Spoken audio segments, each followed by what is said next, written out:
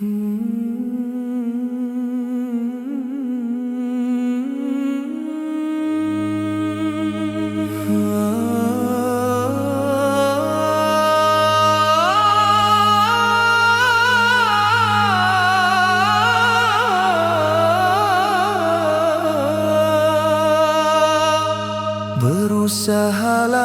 di dunia ini, jangan lalai dengan mimpi sendiri. Hari berganti, takkan kembali. Usia berjalan tanpa menanti.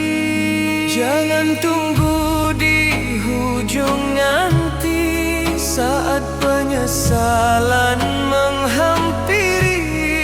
Kerana hidup bukan sekadar hari, tapi bekalan menuju abadi.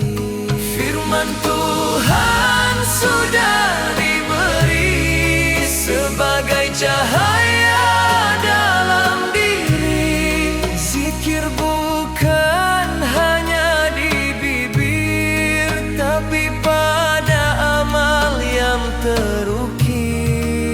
Agar tidak rugi di sana, kita usaha sebelum tiba. Dunia ini cuma sementara, akhirat jua yang selamanya. Ingatlah, jangan terleka.